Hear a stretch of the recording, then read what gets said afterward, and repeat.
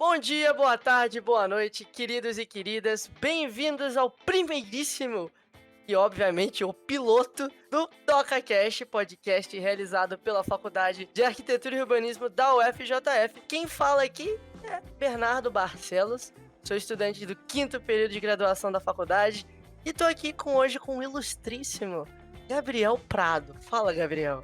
Oi a todos, muito feliz de estar aqui tirando esse projeto do papel, nesse projeto do nosso centro acadêmico tão bonito que é nosso podcast, né? Quem fala aqui é Gabriel Prado, também compõe a graduação da Faculdade de Arquitetura e Urbanismo da UFJF. Estou muito feliz por esse nosso primeiro episódio, né? Um episódio que a gente vai poder tratar um assunto tão importante para nossa área, que é o nosso papel social, né? Pois Então, é. muito feliz de estar podendo iniciar essa jornada aí desse podcast. Pois é, o Gabriel colocou muito bem aí, é um assunto que a gente chega na faculdade querendo saber o que é, não entendendo nada do que pode ser, e que é um assunto que nos concerne muito enquanto profissionais. Então hoje a gente está aqui para tentar conversar esse assunto que, fora de sala de aula, a gente ouve muito mais, que é a intenção, na realidade, do DocaCast, puxar esses assuntos para poder colocar em pauta aqui, conversar com outros estudantes, professores, quebrando os muros da UF aí e trazendo, tentando, né, no esforço, no desafio, o desafio difícil esse, de alcançar todos falando de arquitetura e urbanismo, né, Gabriel? Já falando um pouquinho dessa integração aí que você falou que esse projeto está nos permitindo, muito importante também deixar nosso agradecimento aqui, né, aos outros CIAs, as páginas ligadas à arquitetura que estão dando um apoio incrível na divulgação, que desde o início, assim, sem muito material ainda, já compraram a nossa ideia. Muito feliz que o pessoal realmente se une em volta de um projeto interessante como esse, né? E professores, nosso muito obrigado pela disposição por estar aqui presente. A gente já apresenta eles e só pedimos para vocês encarecidamente, se puderem deixar aí o seu grito, o seu berro, o que for, nos comentários, tanto do YouTube. Não esqueça de ver os nossos outros vídeos no nosso canal, onde já temos algumas palestras quentíssimas da MAU, Mostra de Arquitetura e Urbanismo, a 21ª, né? Arquitetura e suas estruturas. E também o nosso Spotify. Esse episódio aqui vai estar lá, todos os outros conseguintes. Muito obrigado e, bom podcast para todo mundo aí. Até mais.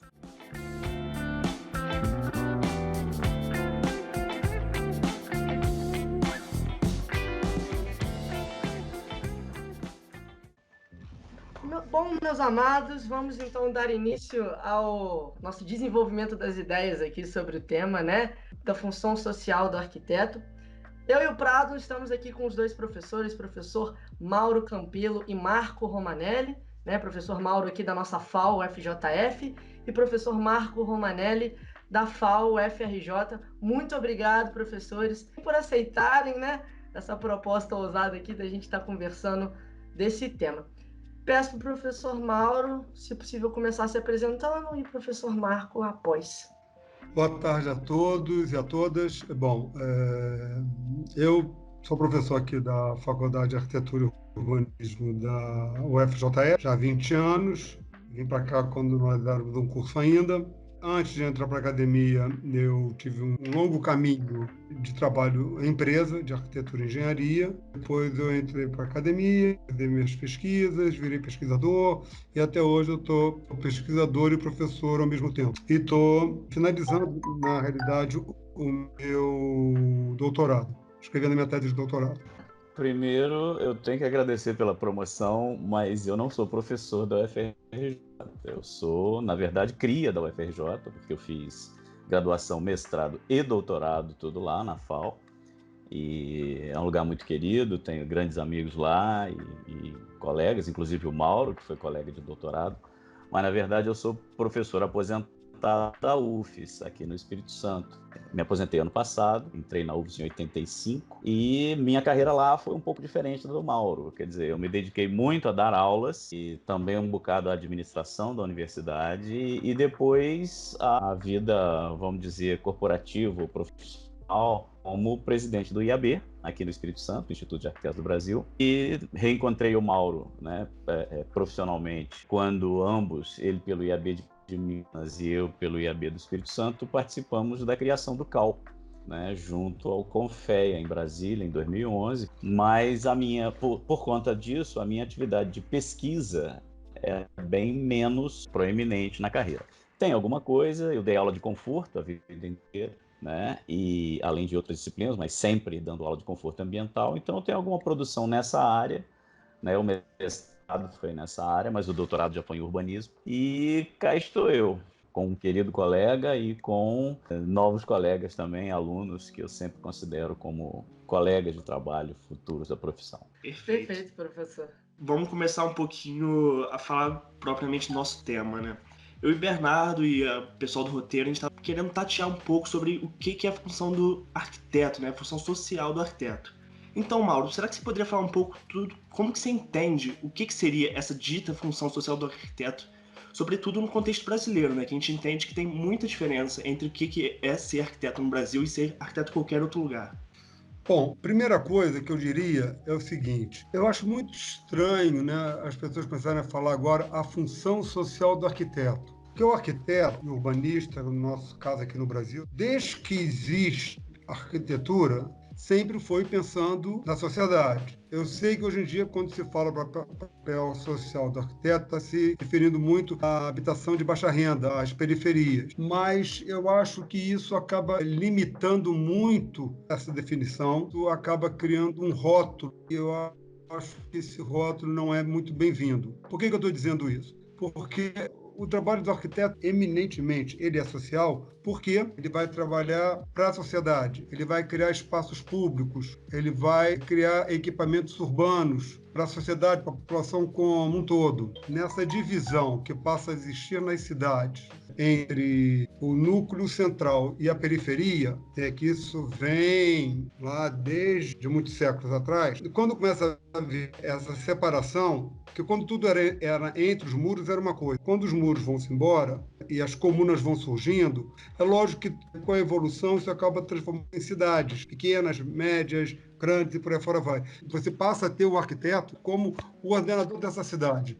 Principalmente após a Revolução Industrial da metade do século XIX, surgindo com muita força essa ideia do arquiteto trabalhar só para a população de baixa renda, com muita força surge quando há crise habitacional em Londres e começam-se, então, a se pensar nos conjuntos. Poderia ser... E aqui no Brasil começa a ter essa ideia da função social do arquiteto, pensando com o pensamento corbusiano, onde a cidade era para todos, onde a habitação era o mais importante, onde o carro era o mais importante. Então, criavam-se espaços urbanos completamente desconectados com a realidade do local. Enfim, e isso tudo foram experimentos que cada vez reforçam mais a ideia da função social do arquiteto, nesse sentido. Agora, as pessoas têm que se lembrar também, a função social do arquiteto também depende muito da ideologia política e social do país.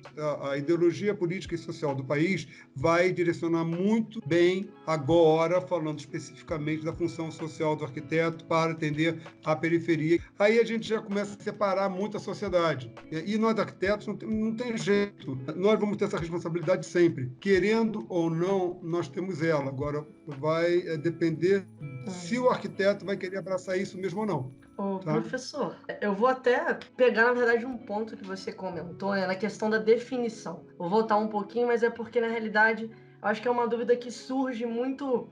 E aí eu acho que o legal desse podcast é da gente ter esse momento fora de sala de aula para conversar essa perspectiva aluno-professor. Você está comentando dessa definição, né, dessa função social do arquiteto, dessa preocupação desse lado social, que, de certa forma, um estigma que foi criado, como você colocou. E é o que eu acho que, pelo menos quando a gente chega na faculdade e alguém se dirige para a gente, vai perguntar o que você acha que é a função social do arquiteto, a gente sempre pensa nesses termos práticos, né, no campo da habitação, a gente está pensando justamente nessas questões mais relativas ao social, o equipamento urbano para tentar, enfim, melhorar a condição de uma dada área. E aí que tá, quando você comentou sobre a questão que é uma função que é intrínseca à própria atividade do arquiteto, e que, na realidade, eu concordo, mas eu fico com uma questão na minha cabeça. Quando se comenta em função social, a função social ela é um fazer intrínseco do arquiteto, como você disse, mas ela é única, o arquiteto ele é função social e pauta suas ações, a partir disso? Ou o arquiteto ele tem diversas funções na sociedade e aí a função social pauta parte dessas ações? De início, eu tive uma dificuldade muito grande de entender isso sobre a função social. É parte do compromisso do arquiteto? O arquiteto ele é função social em tudo que ele faz? O que é essa função social? Pois é, olha só.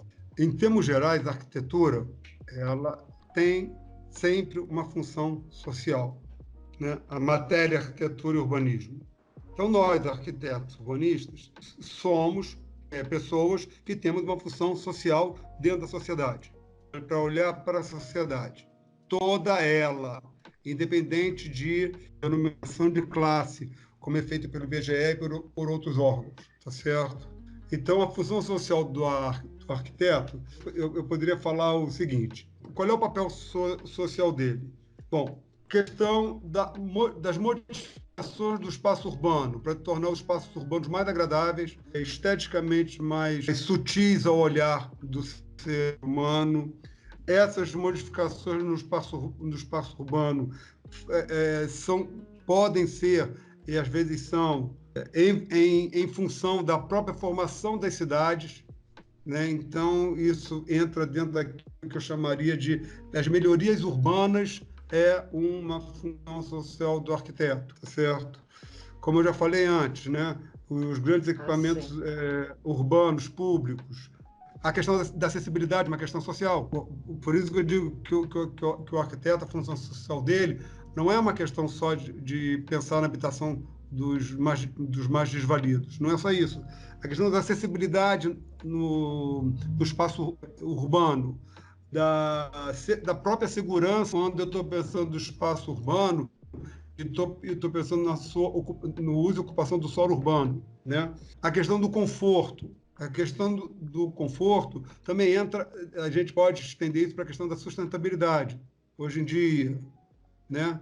Apesar do conforto, tem gente lá desde 100 depois de Cristo que já falava isso, mas enfim. Então, isso é a função social do arquiteto. Inclusive, as novas habitações sociais.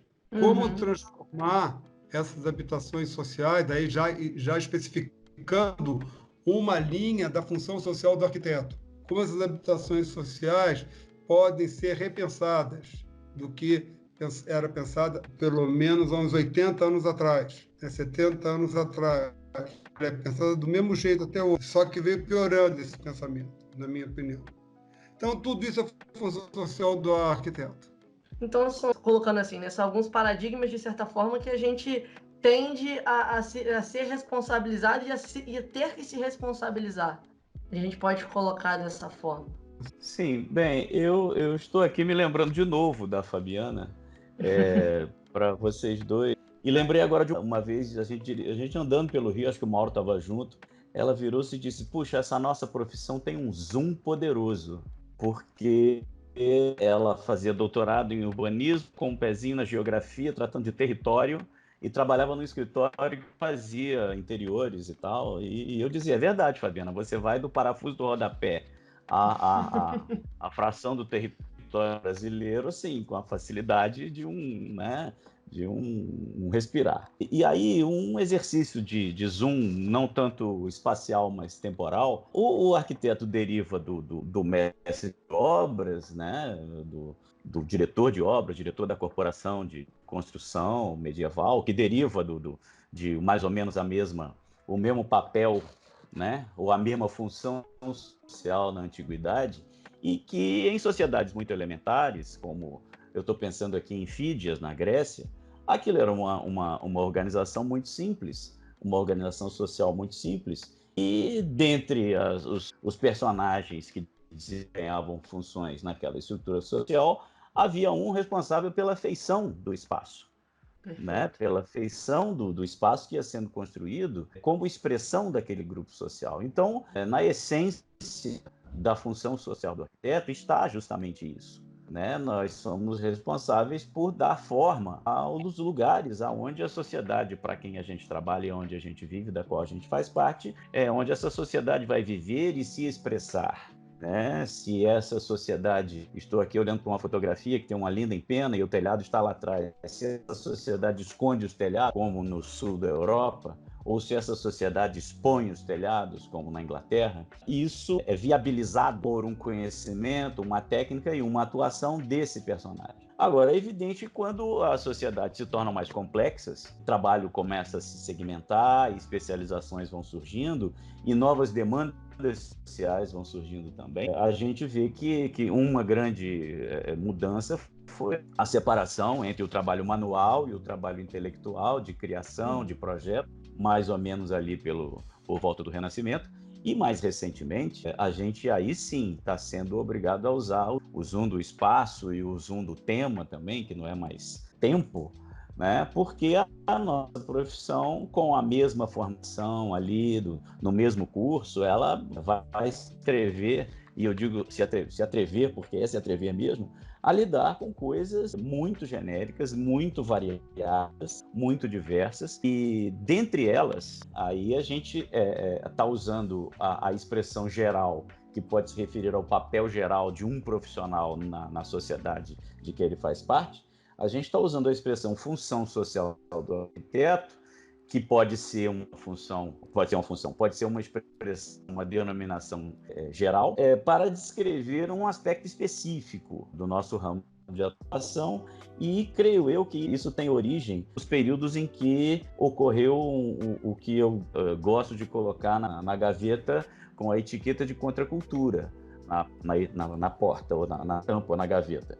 Então, na gaveta da contracultura estão aqueles movimentos que reagiram de alguma maneira, ao longo dos anos 60, a uma forma como a sociedade vinha se organizando no pós-guerra, e que era uma coisa de fé na ciência, e vamos resolver tudo, vamos visitar o espaço, vamos curar as doenças, e vamos todos andar de automóvel, e vamos todos consumir muitos produtos e tal.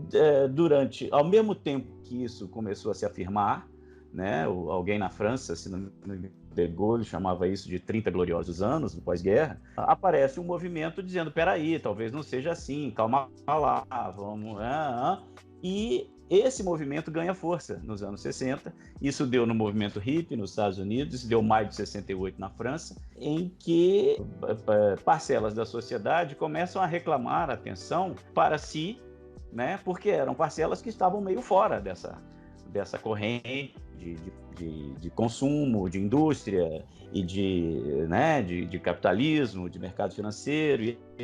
Então, hoje, a gente fala de função social do arquiteto para descrever esse aspecto que deriva dessa postura diante de um panorama geral. Né? Uma postura que procura atender às demandas dos mais carentes, procura levar condições minimamente satisfatórias de existência e tal, e tudo isso é conectado àquela essência, que é a essência de dar expressão formal ao ambiente. Só que nós não podemos esquecer que construir o ambiente artificial é um investimento muito grande para qualquer sociedade. E, especificamente, é muito grande para os setores mais pobres da sociedade. Então, quando uma pessoa faz a sua casa com suas próprias mãos, ali vai, às vezes, a economia de uma vida. E quando essa casa é ampliada, porque a filha casou e vai ter que morar com papai e mamãe, e de repente isso... Exatamente. Então e ao mesmo tempo em que governos e instituições mais gerais não têm uma oferta de habitação popular, de habitação subsidiada, de habitação barata, sequer comparável com a demanda, o que a gente vê é que as economias de uma vida são postas num investimento em uma construção que, enquanto está servindo para aquela família usar, então eu fiz, e a coisa tem dois tipos de valor. Eu fiz com as minhas mãos, e tenho muito orgulho disso, porque foi muito suado, foi muito sacrificado, então isso me dá uma satisfação imensa, eu viver aqui. E, além disso, há o valor de uso. É aqui que eu me abrigo, é aqui que eu abrigo minha família, é aqui que eu moro, talvez eu trabalhe e tal. Só que a gente começa a ver, especialmente depois da retomada de algum programa habitacional nesse país, a gente começa a ver casas Aqui em Vitória tem exemplos de casas em lotes de 120 metros quadrados, o clássico 8x15 do BNH. A gente começa a ver casas aí com 200, 300 metros quadrados, 3, 4 pavimentos, em que mora só o casal que é filho do casal original. Porque os netos do casal original se mudaram para condomínios com infraestrutura que pode atender melhor a criação das crianças. E aí, esse valor original, esses valores originais de uso e de afeição, eles, de repente, são convidados a se transformar em um valor de troca. E aí essa casa vale quase nada porque ela não teve um aporte técnico que minimamente garantisse alguma sobrevivência material do investimento que ali foi feito. Então, o afeto que foi posto ali valeu, enquanto as pessoas que a fizeram com afeto e carinho estiveram vivas, né? O uso que esteve ali valeu, enquanto as pessoas que ali moraram estavam ali morando. Mas, na evolução da vida e da sociedade e dos acontecimentos, há muitas situações em que esses valores precisam ser transformados em valores de troca. E aí, a falta que faz o aporte técnico no investimento da construção do ambiente, seja da casa, seja da cidade, se manifesta de uma maneira muito efetiva, né? Você vê, assim, uma quantidade muito grande de capital investido em imóveis, em ruas, em praças, em avenidas, e um potencial, às vezes, muito previsível de desvalorização de tudo isso no futuro por falta de aporte técnico na concepção e na criação e na execução desses lugares. E esse aporte técnico, quem dá é o arquiteto. Então, na linha que vocês colocaram, mas na prática, o que é a função social do arquiteto, para esse arquiteto aqui é isso, é a gente aportar alguma técnica na construção do ambiente que garanta que o grande capital que a gente investe nele, em afeto e em dinheiro, ele minimamente retorne para aquelas pessoas e para a sociedade como um todo, quando for necessário transformar ele em dinheiro outra vez. Perfeito. Perfeito.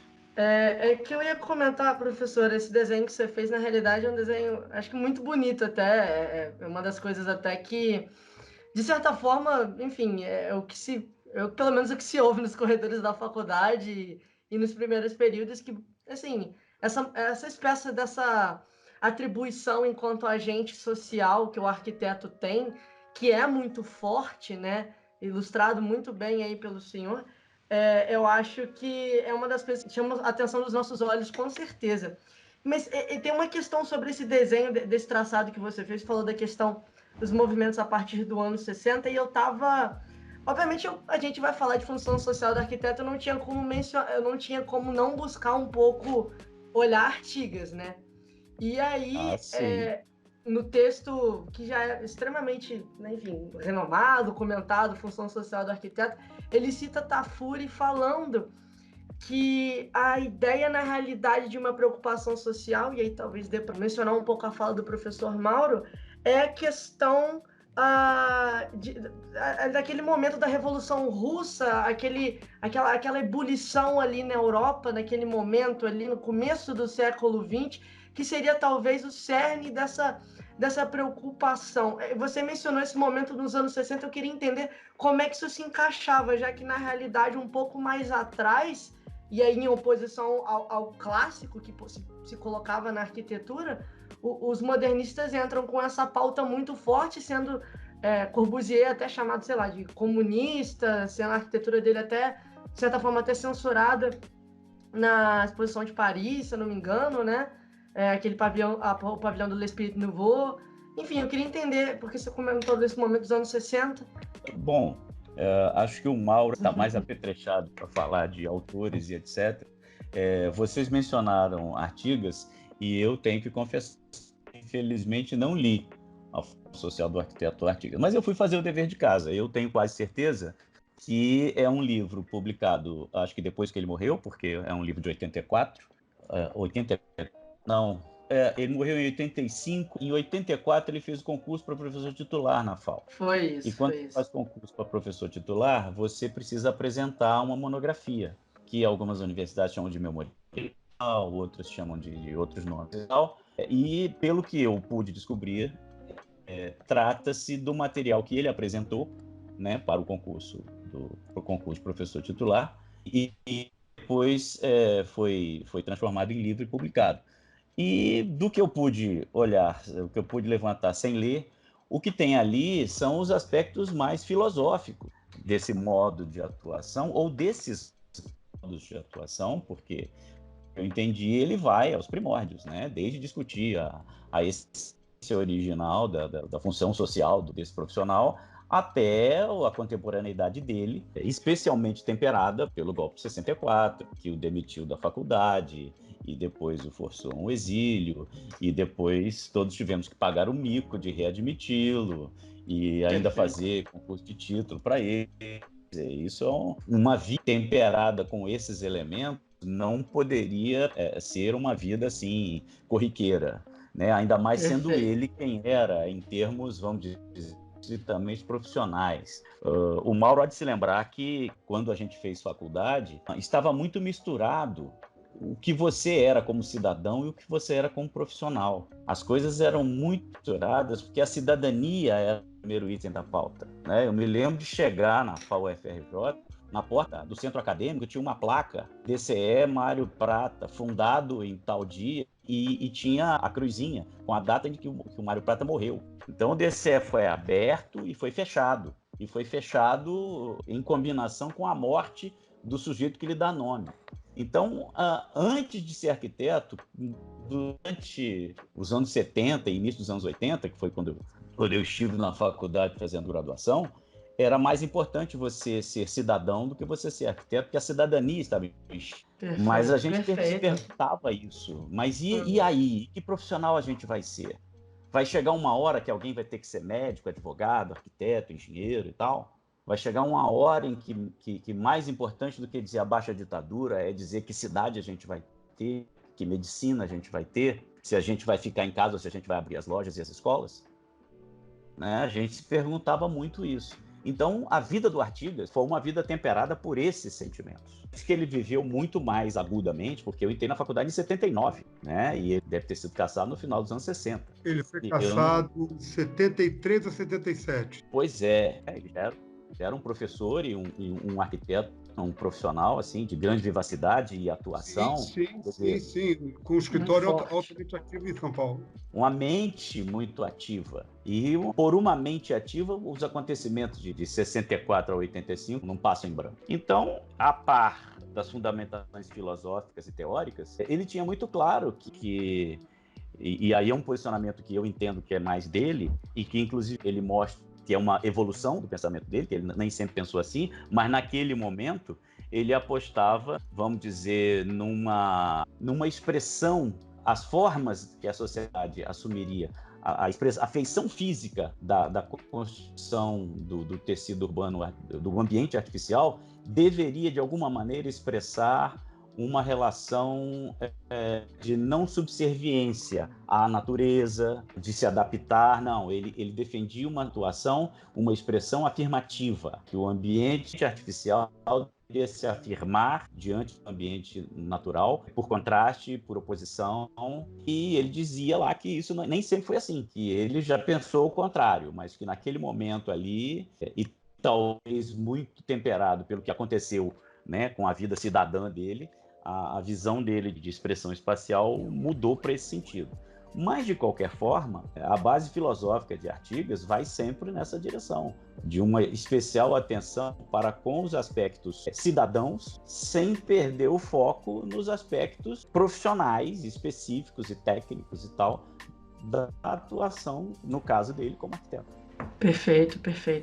Com certeza, a visão de mundo, a vivência dele, com certeza impactou muito no que ele postulou enquanto papel do arquiteto, papel, né, do que ele via daquele momento, assim. E, professor Mauro, sobre aquela questão que havia mencionado, ainda talvez um pouco colocando essa questão aí, agora que o professor Romanelli trouxe do ensino, né? Que também era muito naquele momento ali, início do movimento moderno, e que, enfim, vai tomando toda essa mudança até chegar mais ou menos no período de Artigas, essa pauta social não foi largada, mas ela teve cerne naquele momento inicial do movimento moderno, que eu digo. Você está dizendo no ensino? Isso, no ensino. Tanto no ensino quanto, assim, pelo menos no que eu me lembre, né, no início ainda do movimento moderno, existia uma crítica muito forte à academia, né? A questão social, aí já entrando com a visão do social para a população menos vista pelo Estado, tá? É lógico que para os modernistas, isso para eles não existia. Eles queriam uma sociedade mais igualitária, onde todos viveriam, teoricamente, em comunhão. Mas o próprio modernismo sabia que isso não ia levar em nada, como não levou. Bom, sabe que no Brasil nós tivemos uma questão um pouco particular que o Marco já citou, que foi a questão da falta de liberdade que nós tínhamos de pensamento de tudo. Tá? E isso realmente dá uma ideia para o ensino, apesar de nós não termos um ensino de arquitetura à época, que os pensadores que formulavam a sua matriz curricular eram os burocratas em Brasília, que faziam o que a gente chamava de currículo mínimo. Para qualquer lugar do Brasil, todo mundo ensinava arquitetura do mesmo jeito. Tá? Você podia botar algumas eletivas e tal, mas não tinha jeito. Você era obrigado a ter aquele currículo para tudo quanto era do Brasil. Nessa época, o planejamento urbano, que ainda era uma herança que nós chamamos do modernismo, era uma coisa muito em voga aqui no Brasil, em outras sociedades também. O Brasil não entra nas discussões sobre a cidade, sobre o coração da cidade, sobre a habitação da cidade dos últimos ciãs, porque o Brasil não se fez presente. Então, muitas discussões que vêm mesmo, como o Marcos falou, né? O pós-moderno, todos esses ismos que vieram depois, independente se existe indiciocrasia entre eles ou não, o que eu vejo é que depois o ensino ficou muito atrelado a questões muito universais de planejamento e de arquitetura. Começa a se ter nas faculdades um estudo mais aprofundado das questões sociais das periferias e das favelas no Rio de Janeiro, em outras cidades.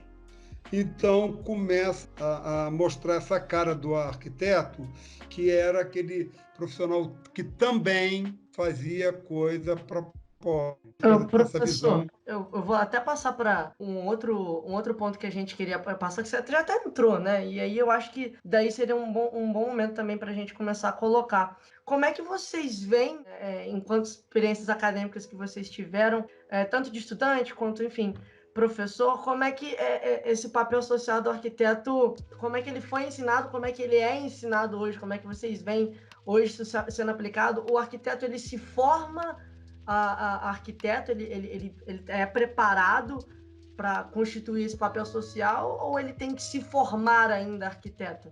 Eu vou falar rapidamente para puxar o Marcos depois, porque apesar de eu ter entrado um pouco antes do que ele na faculdade, nós, por caminhos diversos, sempre tivemos um pouco, eu vou dizer um pouco, não vou dizer bastante não, envolvido com a questão do ensino aqui no Brasil, por várias oportunidades que nós tivemos na vida. Bom, quando eu falei que na minha época você tinha o MEC dizia o que você ia estudar, isso é líquido e certo. Então, todo mundo estudava a mesma coisa. Lógico que você, como eram professores, cada um tinha uma visão um pouco diferenciada do que o outro. Então, aonde eu estudei, na época, era a grande rival da UFRJ, que era a Universidade de Santa Úrsula, que era particular. Nós tínhamos professores que eram da Federal do Rio de Janeiro e professores que eram arquitetos praticantes. Né, e naquela época não existia essa coisa de mestre nem de doutor, não. Mas que eram praticantes e eram pessoas que tinham uma discussão muito interessante, teórica, crítica sobre o trabalho deles. E também dos seus colegas, porque era um grupo de arquitetos do Rio de Janeiro que davam aula, todos tinham escritório, todos trabalhavam, faziam às vezes algum projeto em conjunto, enfim. Então, eu tive uma outra realidade um pouco diferente da que o Marco teve, lá no fundão. Porém, o currículo era o mesmo. Não dava uma douradinha a mais. Eu, como era uma universidade católica, eu tinha que cumprir 3 disciplinas relacionadas à religião. Olha só. Imagina eu com 27 anos de idade tendo que estudar os problemas, não sei o que lá, e os problemas do homem contemporâneo. Não tinha como, não era para mim, não era para mim. E isso aí tinha outras coisas envolvidas, tá? Enfim, depois, com a redemocratização, né, o que vai acontecer? Aí o Marco teve uma participação muito maior do que a minha, porque nessa época eu era funcionário de uma empresa, não era professor e tinha a minha relação muito com o empresariado, né? Porque era de onde eu tirava a minha grana. Mas eu sempre fiquei interessado em saber como é que as coisas estavam acontecendo. Então, quando vem 94, 96, aí o Marcos já pode ir me corrigindo, a primeira reforma grande curricular que nós tivemos, depois de sei lá quantos milhões de anos, viemos da nossa, então, primeira diretriz curricular, tá? Que era muito legal. É uma diretriz curricular que diz do que você dá a direção de como o curso deve ser. Então, você tem as suas diferenças regionais, você pode adequar essas diretrizes para as suas diferenças regionais. Porém, eu sinto que aí, sinceramente, eu não vou saber dizer ao certo, né? Foi por uma questão do próprio regime de exceção que nós vivíamos, que nos fez parar de pensar bastante. Se aconteceu por causa da grande disparidade que existe no nosso país de classe social, que passou a se falar adaptação social como uma função, voltando agora à pergunta inicial, como uma função social do arquiteto, né? Eu acho que isso aconteceu, para mim, isso aconteceu nessa época, sem nenhum estudo, isso é bem empírico que eu estou dizendo, é mais pela minha vivência. Agora, o ensino, que ele melhorou muito, e passou a se ter no ensino tópico específico para habitação social, coisa que antes, se eu estiver errado, você me corrige, viu, Marcos? Mas quando era currículo mínimo, isso não existia. Uma disciplina ou alguma recomendação que tratasse só de habitação social. Hoje em dia nós temos lá na nossa diretriz curricular que fala da habitação social.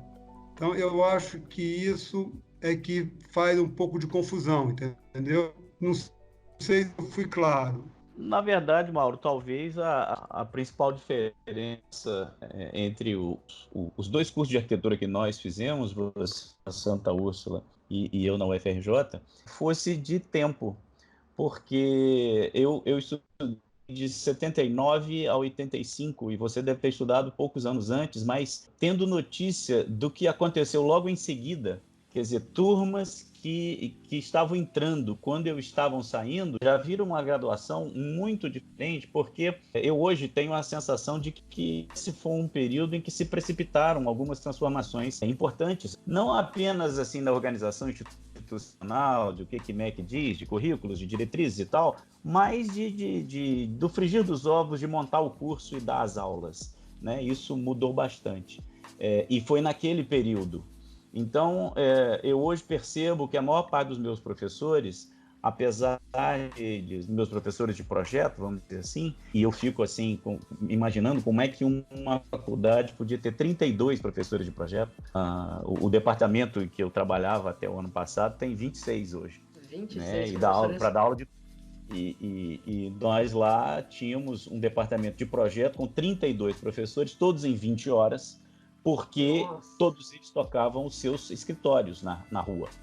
Então, o cara ia te dar aula de projeto terça e quinta, das 9 a 1 da tarde, com o que ele estava fazendo no escritório na cabeça. Então, e isso na Santa Úrsula era assim também, porque essa era a maneira de organizar os cursos de arquitetura desde sempre.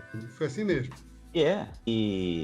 Um de vocês aí usou a palavra paradigma, que é uma palavra da qual eu gosto muito, e que é muito elucidativa, quando a gente trata de ensino, porque o paradigma eu chamaria assim de uma certeza. Quando um grupo de pessoas tem certeza sobre alguma coisa, esse grupo de pessoas, então, começa a se reunir, começa a trocar ideias sobre o que eles pensam, e todos concordam, começam a publicar, aparece um periódico, uma revista de aeronáutica ou uma revista de arquitetura, aparece um nome para o campo de conhecimento sobre o qual se tem alguma certeza, e aparece a possibilidade de você reduzir essa certeza. Né? E vamos dizer que o modernismo ele é um candidato a substituir uma certeza que havia antes. Então, se você observar, por exemplo, o embate no Rio de Janeiro entre o Rio de Janeiro imaginado por Agache e o Rio de Janeiro descrito por Corbusier, você tem um choque, um embate, uma coisa excludente da outra. Mas se você olhar bem fundo, você vai ver que nem tanto. Os dois tinham preocupações científicas, se apresentavam como, não, nós somos baseados em ciência. A ciência mostra isso, isso e isso. Corbusier vivia dizendo essas coisas, mas os urbanistas, vamos dizer, acadêmicos, diziam isso também. Tinham preocupações sociais? Tinham também. Só que, se você espremer mesmo, a principal diferença são as expressões plásticas. Então, o modernismo tirou muito mais força dos desenhos que mostravam a cidade do futuro, que propriamente das suas diferenças viscerais em relação à maneira ao que você resolvia com a cidade, ou o que você fazia com a cidade. E aí, enquanto você está dentro de um paradigma, enquanto você está dentro dessa certeza, essa certeza é a seguinte: o paradigma vai resolver tudo. Você só pode ser que você leve mais tempo para descobrir, vai resolver esse probleminha aqui ou aquele outro ali, mas você tem certeza de que tem solução. É como se fosse uma palavra cruzada, um quebra-cabeça. Agora, essas certezas de tempos em tempos, elas são confrontadas com problemas insolúveis. E, às vezes, a busca da solução para um problema insolúvel faz surgir um paradigma novo. Então, ali no final dos anos 70, estava se formando no mundo, né, na esteira da contracultura e na esteira da contestação do estabelecimento, lá da Guerra Fria, etc., estava se formando um candidato a substituir aquela expressão corbusiana da cidade, né, e aquela expressão corbusiana do edifício. Sim, sim. Uma coisa que a gente está sendo discutido muito é sobre como que a gente enxerga o fazer arquitetônico, como que a gente pensa o que é fazer arquitetura. Mas a gente também tem que levantar uma bola aqui que é muito clara, que é uma diferença muito grande do que a academia vê o fazer arquitetônico do que a população em si vê o que é esse fazer arquitetônico, né? A gente vê até muito como amostragem disso quem chega no curso, chega muito perdido ainda, achando que fazer arquitetura é uma coisa e na verdade é outra. Muitas vezes a gente tem sobre nossas costas a responsabilidade do que é belo, formal, estético, mas muitas vezes as pessoas não entendem o que realmente é o fazer arquitetônico. E como que isso se torna limitante, que muitas vezes o papel do arquiteto é trazer dignidade, trazer moradia, trazer experiência, e por ter essa visão na sociedade é muito limitante. Queria saber um pouquinho de vocês, professores, qual que é o papel da educação do arquiteto urbanista para solucionar um pouco dessa questão? Bom, eu estava ouvindo o Mauro falar aqui, quer dizer, nós começamos lá nos perguntando se o ensino prepara o arquiteto para essa função social, né? E eu terminei concluindo que as transformações que a arquitetura e o urbanismo viveram quando nós estudávamos talvez estivessem mais ligadas aos conteúdos que a gente passou a receber. E eu hoje digo, sem sombra de dúvida, o que o modernismo fez pelo edifício foi de caráter inestimável para a história da humanidade. Agora, o que o modernismo propôs para a cidade é realmente... Eu tive uma experiência, e eu quero engrenar com isso, no nosso trabalho de graduação, eu fiz a quatro mãos, que a gente podia fazer em dupla, com Alfredo Lolas, e basicamente o que a gente disse foi Lúcio Costa errou. E aí saímos desenhando Ousado. coisas que coisas que Lúcio Costa jamais desenharia, e etc, e etc. Muita calçada, muita esquina, muita quadra, muito lote, muita pracinha e papapá. E era num pedal, o terreno era na Barra, então ficava ainda mais panfletário o negócio. A gente estava sendo pós-moderno sem saber, porque essa nossa postura crítica do urbanismo modernista, ela veio pelo mesmo canal, quer dizer, um professor que chegou de fora, Vicente Del Rio, chegou com um mestrado fresquinho, em 82 para 83, e começou a dar aulas lá, e começou a falar de urbano e tal, mas não tinha o rótulo do pós-moderno. A gente não associava essa postura crítica à cidade modernista, à postura crítica que o Bruno trouxe depois, ao edifício modernista. Mas as coisas estavam no mesmo balaio, no mesmo bojo de candidato a substituir a certeza anterior. Aí, o que ocorre? Isso que a gente chama de papel social, esse compromisso, hoje, esse compromisso com as classes sociais mais desassistidas, com a habitação popular, com o saneamento e com praticamente assistência social, isso veio pela via do urbanismo, isso não veio pela via da arquitetura. Quer dizer, esse pensamento nos foi trazido e chegou aqui pela via do pensamento urbanístico. E, nesse sentido, o IPUR, que era a primeira graduação em urbanismo lá no UFRJ, tem realmente uma importância fundamental. Porque é lá que se iniciou esse embrião de especialização nesse campo de urbanismo. O curso de arquitetura e urbanismo que eu fiz tinha pouquíssimo urbanismo, eram 2 disciplinas só, e efetivamente não preparava para nada. Então, para nada do que eu digo, assim, desse compromisso com vamos ver o que está acontecendo, vamos lidar com autoconstrução, vamos visitar a comunidade, vamos desenhar conjunto de casinhas, vamos melhorar a casa de Dona Maria, vamos lá tomar um café e uma broa. E aí, décadas depois, eu fico pensando, tá lá Dona Maria de tarde e vira pro filho e diz assim, lá vem os estudantes de arquitetura de novo. Todos os semestres vêm aqui, visita a gente, fila broa, fila café, dão uma olhada em como é que é a comunidade, vão embora, e no próximo semestre vem outro. Tem uma coisa desse perfil de atuação, que às vezes até se apaixona pelas comunidades e tal, e tem um pouco de dificuldade de reconhecer que aquelas coisas, vou repetir, feitas com tanto afeto, com tanto carinho, com tanto sacrifício, aquelas coisas não deveriam talvez ser daquele tamanho, daquele formato, naquele lugar, com aquele material. Tem essa dificuldade. E mais, criticar o modernismo no Brasil nos anos 70, com Oscar Niemeyer e Lúcio Costa vivos, eu sinceramente, depois que eu li Aldo Rossi, é que eu fui entender. Aldo Rossi só teve coragem de dizer que a cidade era uma coisa que nunca ficava pronta depois que Le Corbusier morreu. Porque se ele dissesse isso com Le Corbusier vivo, Le Corbusier ia escrever 3 livros desencanto com ele. Porque para Le Corbusier a cidade era um negócio, aqui é o terreno, a gente começa a construir, ficou pronto, inaugura e vamos todo mundo morar. E Aldo Rossi foi que disse, não, peraí, a cidade vai sendo construída, é a arquitetura da cidade.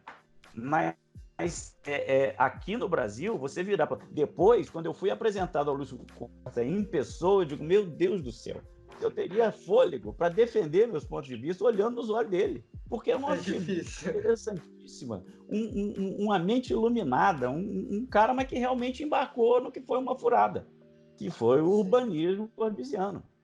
Mas era o que ele acreditava, né, também. Exatamente, era o paradigma.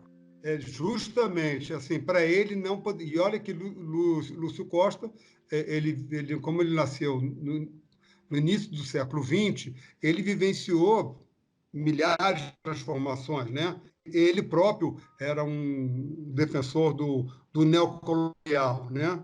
Ele fez edifícios ecléticos, mas ele abraça Le Corbusier assim como o Deus. E é o cara que mais soube interpretar Le Corbusier e foi o cara no mundo. Isso não é papo de pesquisador, não. Você pode pegar qualquer compêndio de arquitetura do mundo que Lúcio Costa foi o primeiro arquiteto urbanista do mundo a traduzir Le Corbusier integralmente. Nem o próprio Le Corbusier conseguiu fazer isso, porque ele não consegue nem fazer a própria cidade dele, que foi Chandigarh, na Índia, que ficou pela metade, né? E Lúcio Costa não. Lúcio Costa fez 2 cidades, né? Uma Brasília, então, foi um acontecimento, né? Com certeza, assim, nesse sentido. Sim. Mundial foi, lógico, porque foi a única cidade no mundo que foi construída respeitando todos os cânones do urbanismo, do urbanismo funcionalista e racionalista de Le Corbusier, com essa arquitetura racional. Então, tem várias discussões, Brasília funciona, se não funciona, se é isso, aquilo, outro, mas eu não entro nesse mérito. Eu não tenho conhecimento suficiente para entrar no mérito de Brasília como espaço urbano. Ela é muito boa de morar ou não, se ela funciona ou não, né? Eu acho que alguma coisa deve ter de bom lá, porque senão não teriam 2,5 milhões de pessoas morando lá. Já que ela foi pensada para 500 mil habitantes só. Nesse dever de casa que eu fui fazer sobre Artigas, eu fui descobrir o que é Ceilândia. Ceilândia é porque existia uma coisa chamada Comissão de Erradicação de Invasões. Sem entrar na discussão sobre se funciona ou não, eu estou destacando assim, a dificuldade de enfrentar com um discurso crítico, seja ele qual for, o peso do modernismo brasileiro. Porque o modernismo brasileiro foi isso que o Mauro falou. O Ministério da Educação e Saúde no Rio de Janeiro foi a primeira vez que puseram Le Corbusier em pé. E ele não viu, ele só viu depois, quando veio aqui em 1960, em 63, 64, pouco antes de morrer. 63. E Brasília, a mesma coisa. Quer dizer, o Brasil, por acaso, até porque houve a guerra e tal, o Brasil pôs em prática aquele paradigma, aquela certeza, aquele otimismo. Isso é a cidade do futuro, é assim que vai ser, vai estar tudo certo, e a riqueza vai ser distribuída, e a saúde vai ser universal, a educação também, beleza. A gente fez isso, a gente pôs isso em prática. E talvez isso tenha a ver com o espírito do nosso povo, com a maneira como a gente, no Brasil, encara a vida em geral. Perfeito. Então, você instalar qualquer crítica a essa certeza diante dessas realizações postas, quer dizer, diante de Artigas, diante de Ride, diante de Rino Levi, diante de Lina Bobardi, diante de Oscar Niemeyer, diante de Sérgio Bernardes, diante dessa turma toda, você dizer, não, peraí, não era isso, vocês estão errados. Eu senti isso na pele olhando na cara de Lúcio Costa, conversando assim, meia dúzia de frases com ele. De qualquer forma, isso aconteceu dentro da escola. A maneira de projetar as aplicações mudou e a maneira de desenhar a cidade mudou também.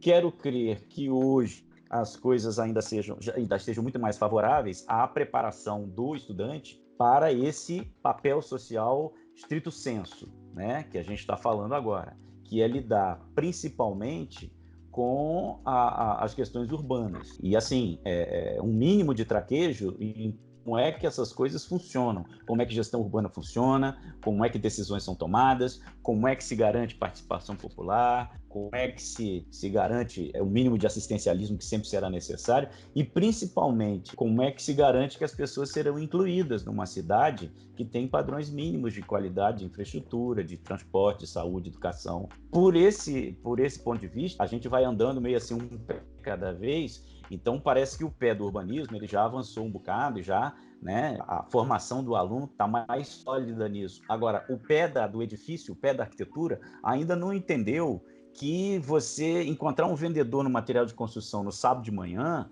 era uma pedreira, porque está todo mundo comprando tudo. Está todo mundo comprando tijolos, cimento, revestimento, metais, louças, luminárias, fios, acabamentos, vidros, alumínios. Está todo mundo comprando tudo e ninguém para de construir. Eu fiz meus alunos, meus monitores de doutorado fazendo pesquisa. Professor, eles andando por bairros aqui de Vitória. Professor, não tem uma rua que não tem um monte de areia, um monte de brita, uma obra, uma parede sendo rebocada, um andaime, um sujeito pendurado lá em cima fazendo alguma coisa. É verdade. Nosso povo compra tudo, mas nossas faculdades de arquitetura ainda não entenderam, não perceberam que o nosso povo compra tudo menos o projeto para usar isso tudo.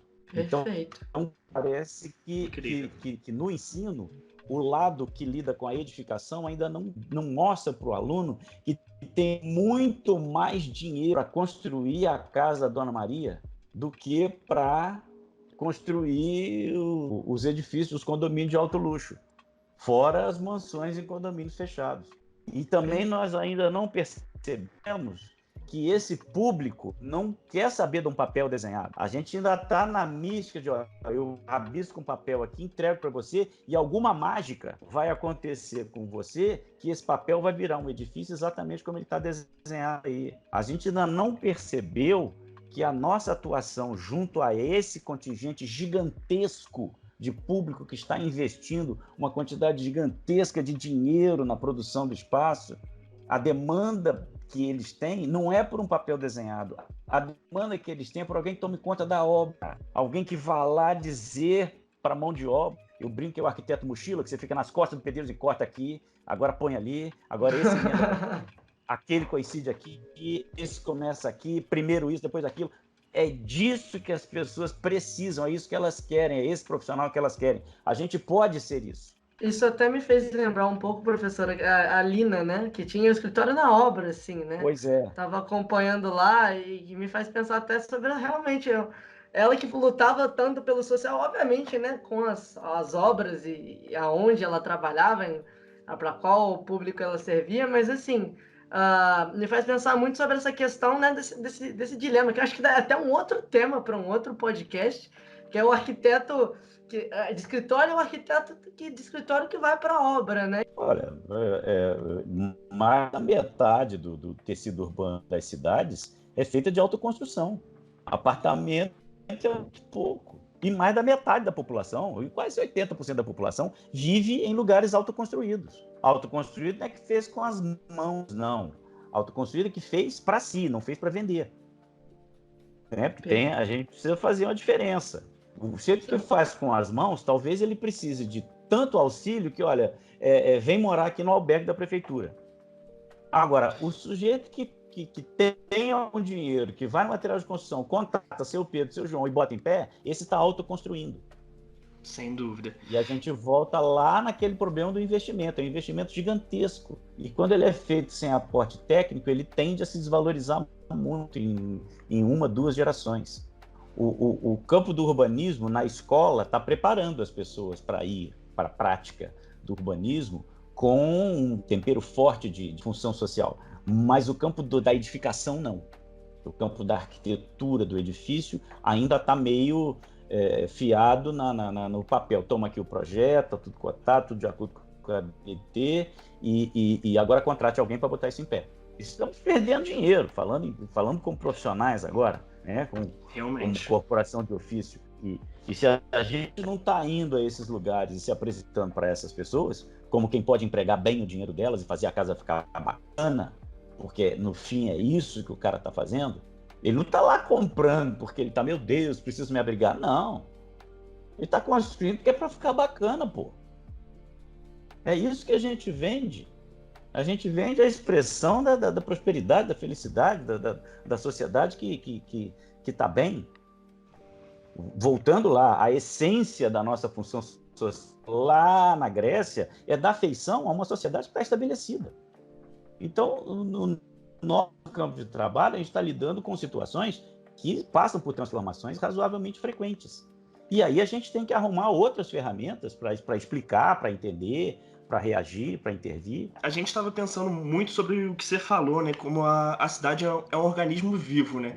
Que ele não para e que se autoconstrói de certa forma, né? O ato de se pensar cidade se diferencia muito no ato de fazer cidade, né? Até trazendo à luz essas questões da cidade moderna, de Lúcio Costa, de Le Corbusier, que a gente vê que há essa disparidade muito grande. Como que você vê o papel do arquiteto no meio disso tudo? Onde a gente vê, por exemplo, planos diretores que parecem quase que fantasiosos em meio à realidade urbana, como a gente se vê a realidade do planejamento das periferias muito aquém do que é necessário para uma dignidade humana. Queria saber como que você enxerga um pouco como esse papel, entre a distância entre pensar a cidade e a fazer cidade. E sendo, até colocando uma questão, até acho que podemos trazer à luz, né? O próprio estatuto da cidade. Então, assim, acho que também isso entra um pouco nesse escopo dessa pergunta. Eu ensino hoje na academia, ele pensa muito mais no objeto arquitetônico como um organismo completamente dissociado do meio urbano, né? Eu não posso generalizar que todas as escolas estão assim, mas pelos projetos de alunos que eu tenho visto, pelas publicações que eu tenho lido, pela minha experiência profissional, não só em Juiz de Fora, em outros lugares, o Marco sabe disso, né? Das comissões que eu já participei, de uma série de, como é que se diz, de atribuições que eu já tive, né? Eu acho que o ensino hoje se preocupa muito com o edifício isolado e não com a cidade, que a cidade ela é arquitetura, que não existe cidade, que não existe arquitetura sem urbanismo, ou seja, não existe arquitetura sem cidade, e vice-versa é a mesma coisa. É lógico que você tem estudos que são direcionados especificamente à cidade, enquanto espaço urbano, enquanto espaço público, e outros que você tem diretamente ao edifício. Mas esses estudos eles têm que ser complementares, não podem ser um dissociado dos outros. Porém, quando você anda pela cidade, você começa a ver essa dicotomia muito clara. Os edifícios não têm nada a ver com a cidade. Aí o erro é de quem? É do arquiteto? É do empreendedor? Ou é do plano diretor da cidade, que não foi revisado, ou se foi revisado, não revisaram as leis urbanas, ou se revisaram as leis urbanas, revisaram sem ter uma relação clara com o planejamento urbano. O planejamento urbano foi realmente participativo, a sociedade inteira participou dele. Como é que se deu, na realidade, esse planejamento urbano? No doutorado, eu fui estudar especificamente problemas que eu tinha aqui.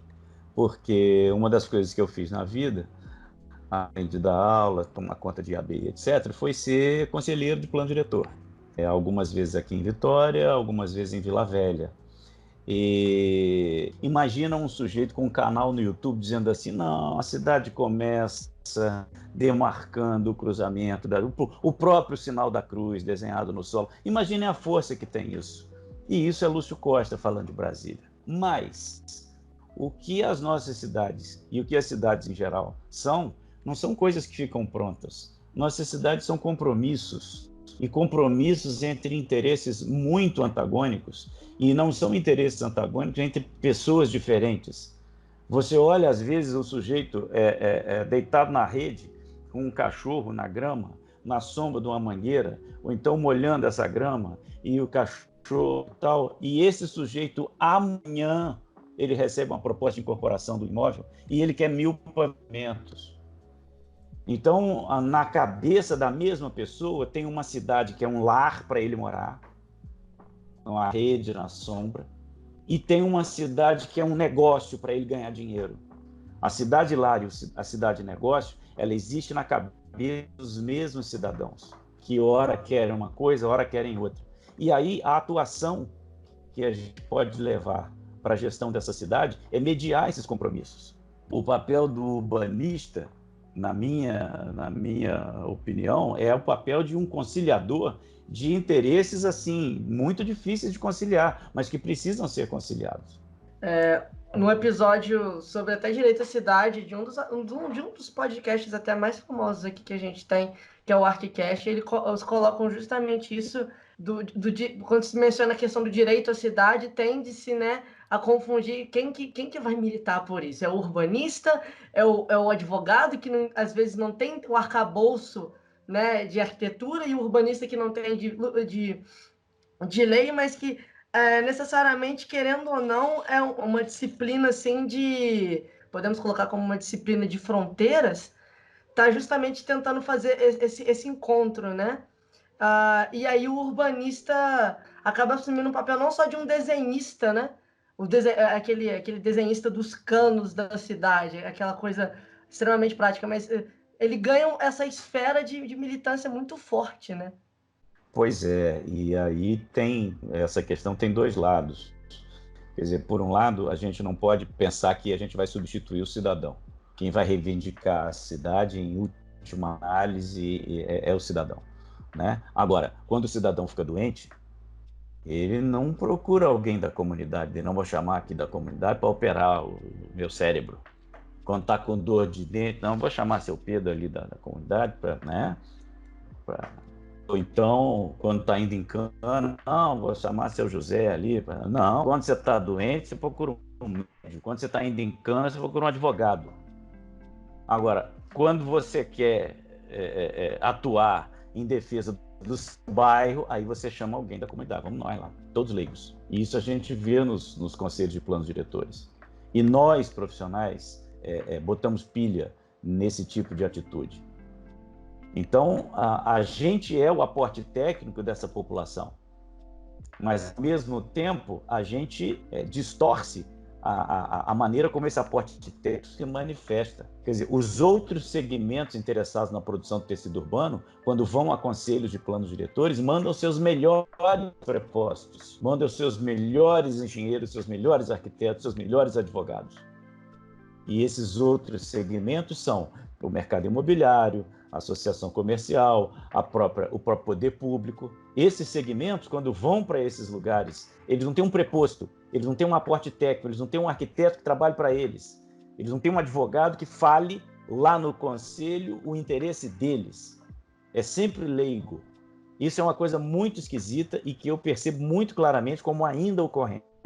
E sabe o que me vem na cabeça essa hora? Me vem aquela frase: se o arquiteto projeta casas, a casa não termina na soleira da porta.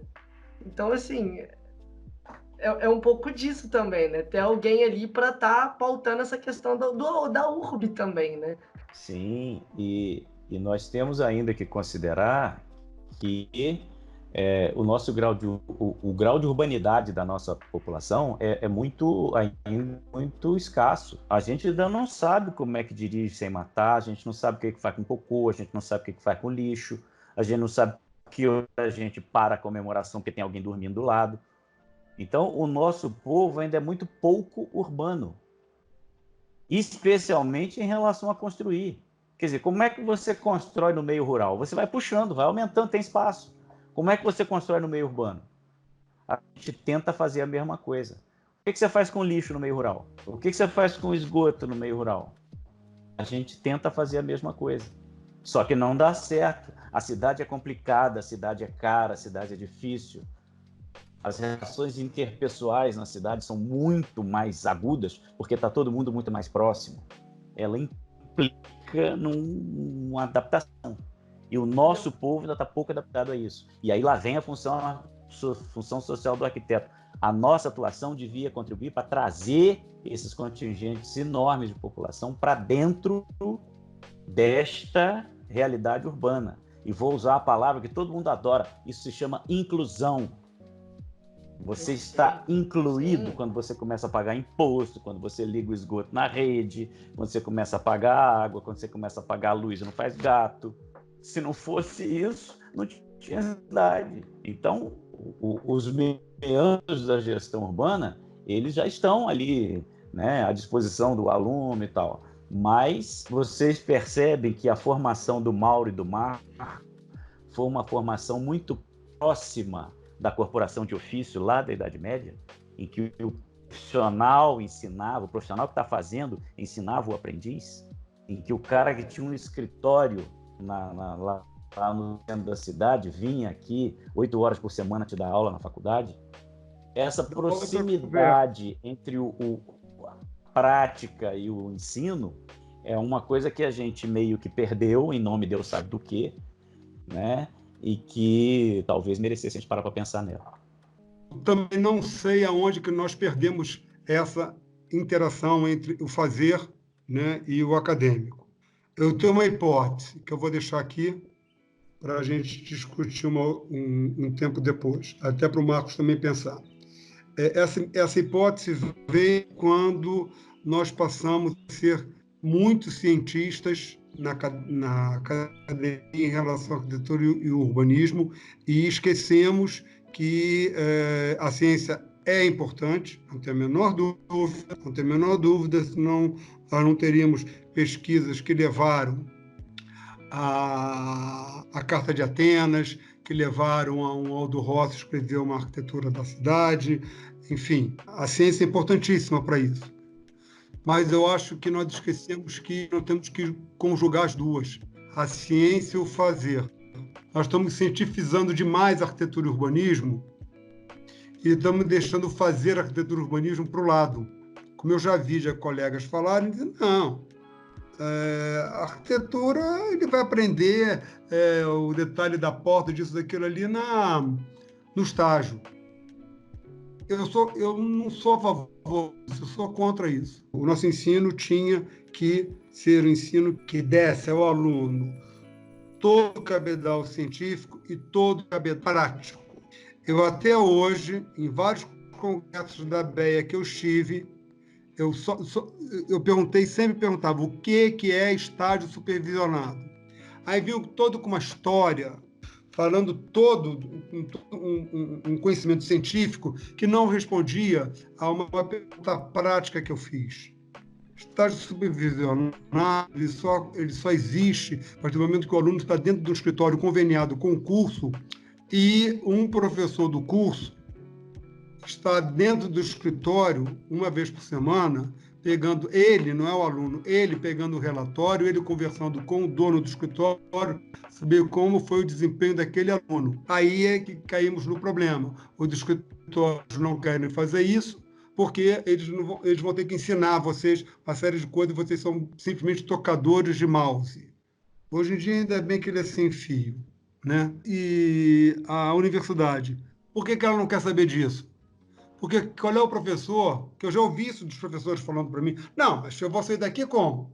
Quem é que vai pagar para pegar um ônibus ou pegar meu carro e ir lá? Isso é uma coisa que a universidade também tem que resolver. A gente se separou da técnica quando passamos a ser muito científicos. Se você olhar há 50 anos atrás, o seu professor de projeto ia olhar o seu desenho na mesa e ia fazer um X, isso aqui está errado. Porque havia uma maneira certa de fazer e todo mundo sabia qual era.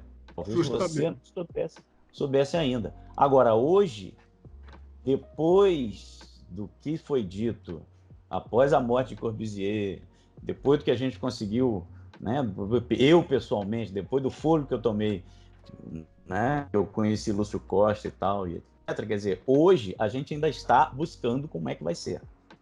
Hoje, nós não temos mais a certeza que os modernistas tiveram. Inclusive porque as transformações pós-modernas da arquitetura já derivaram numa arquitetura que você vai olhar hoje, o que está sendo publicado como arquitetura boa, é desavergonhadamente modernista. Justamente. Você pega as casas de Ângelo Bucci, aquilo ali, Corbusier não fez aquilo porque não tinha tecnologia para fazer. Lúcio Costa, quando fez cobertura plana, ele embutia um telhado lá atrás, mas era piso de barrote e forro de madeira, com chaves, que é ali na Gamboa. Essas coisas se transformam, mas se transformam, às vezes, num sentido e depois voltam. Então, hoje, o que a gente pode ver hoje é o seguinte: vamos estudar a história para a gente saber o caminho que nos trouxe até aqui e vamos procurar alternativas. E procurar alternativas em todas as direções, porque não temos mais a certeza modernista de que vamos resolver todos os problemas e de que só o futuro importa, porque ele será lindo e maravilhoso. Até pela forma como se pensava a arquitetura, né? Hoje eu vou novamente voltar a mencionar o Ciro Pirongi, e ele comenta muito assim, e eu acho que é um pouco nessa linha que você está comentando, professor, que a gente tem uma arquitetura no século XX que é muito autoral, que pensa em ser, de certa forma, uma disciplina autônoma, que vai estar aí para, de certa forma, responder a várias questões, e hoje, que é uma arquitetura, e aí, colocando dentro, né, desse mesmo balaio a educação, o ensino de arquitetura, obviamente, que é uma arquitetura hoje, no século XXI, coletiva, pública, multidisciplinar, né? E que, de certa forma, está aí, que não é sozinha, não é autoral, e que, como você falou, vamos sentar para ler história, porque talvez essa certeza de ser independente e autônoma em si mesma a gente não tenha, né? Pois é. E cá estamos. Cá estamos. Agora vamos entrar nos agradecimentos finais e as dicas de leitura dos professores. Professor Mauro, por favor. Bom, eu indico para vocês o livro do Sérgio Ferro, O Arquiteto e o Canteiro, se não me falha a memória. Tem um pequeno texto escrito até pelo presidente do CAU, se não me falha a memória, de Santa Catarina. Eu tenho esse arquivo digital, eu posso passar, que ele vai falar da função social do arquiteto. Nada mais é do que um grande resumo de tudo que nós falamos, tá? Eu acho que porque como não existe um livro específico sobre a função social do arquiteto, é interessante ver esse livro do Sérgio Ferro. Tem um trabalho do Confea CREA, que faz da trajetória da arquitetura, do ensino da arquitetura no Brasil. É um livro bem interessante, e também seria muito, muito interessante para o aluno entender essa função social se ele pegasse as diretrizes curriculares atuais do MEC, que é a última revisão de 2010, se não me falha a memória, e lesse, mas não ler meramente por ler. Entender o que está sendo escrito ali e comparasse com o próprio projeto político-pedagógico do nosso curso. Agora eu estou falando em relação a nós aqui em Juiz de Fora, mas isso serve para qualquer aluno de arquitetura que for ouvir esse podcast, que é muito interessante saber qual é a nossa função, entendendo as diretrizes curriculares e o projeto pedagógico do seu curso. E esse livro de Sérgio Ferro, que eu acho ele muito, muito interessante, é um livro, obviamente, eu estou falando de um arquiteto declaradamente comunista, declarado. Ele escreve esse livro dele com essa visão. Ele nunca mentiu, tanto que ele foi expulso do Brasil e nunca mais voltou. Mora na França até hoje, já deve estar muito idoso. Foi professor, não sei em qual universidade, em Paris, durante muitos anos, e eu acho interessante ler esse livro dele, porque ele mostra justamente a função, o papel do arquiteto enquanto um ser social. Bem, bom, eu quero agradecer a oportunidade de estar aqui falando e arrumando meus pensamentos. Toda vez que a gente fala, 30 anos dando aula, 30 anos falando e arrumando os pensamentos e deixando as coisas mais prontinhas para serem ditas e para serem pensadas. Eu diria que, olha, tem um livro que eu acho que as pessoas deviam ler de outra maneira. Ele é um livro que é um livro muito usado como referência. Você vai lá nele para ver como era isso aqui, esse item aqui, aquele capítulo ali. Pega o Vicente Del Rio, Desenho Urbano no Processo de Planejamento, e lê do começo ao fim, como um livro, para ver o que está dito ali e que tem tudo a ver com o que nós estivemos conversando hoje. Ao mesmo tempo, e em tempos de pandemia eu acho que vai dar, pega Lúcio Costa, Registro de uma Vivência, e lê de cabo a rabo. É grande para burro, mas é muito bacana. E não mais para ver o que Lúcio Costa achava que devia ser feito com a cidade, mas para ver a pessoa que estava por trás daqueles pensamentos todos, para entender o ser humano que estava ali dizendo que Le Corbusier era o profeta do futuro radioso e feliz. Então, comparar essas duas posturas, a do Vicente com o desenho urbano, com uma coisa que é para a gente sentar e fazer hoje, amanhã, ou pensar seriamente em pôr em prática, e o que Lúcio Costa diz como contraponto, né? Então, é para ler Lúcio Costa, não é para fazer o que ele diz, é para entender a pessoa que está ali e para entender o que daquela pessoa se relaciona com o que aquela pessoa dizia para fazer a respeito da cidade. E eu complementaria com uma outra leitura que eu acho fundamental para entender o papel social do arquiteto hoje, que é A Cidade como Jogo de Cartas, do queridíssimo professor Carlos Nelson Ferreira dos Santos. Ali está, de maneira quase que alegórica e quase que figurada, a forma de organização e gestão dos conselhos, assembleias e audiências de participação popular. Né? Eu diria que essas três referências têm a ver com o que nós estivemos conversando aqui hoje. E mais uma vez agradeço a oportunidade de falar e arrumar os pensamentos. Ótimo, perfeito. Queria então agradecer imensamente a vocês, professores, por estar com a gente nesse novo projeto, né, do Centro Acadêmico e falar que eu tô saindo dessa gravação extremamente feliz e com certeza eu levaria períodos e períodos para conseguir o conhecimento que eu pude ter hoje. Quero muito agradecer e deixar aqui, claro, a admiração por vocês dois, que foi uma aula hoje. Com certeza. Também assino embaixo aí o agradecimento. Como o Prado falou tudo, eu não preciso falar mais nada. E eu, então, obrigado a todos que escutaram até aqui. E a gente se vê, então, na próxima. Até mais, gente. Falou, pessoal.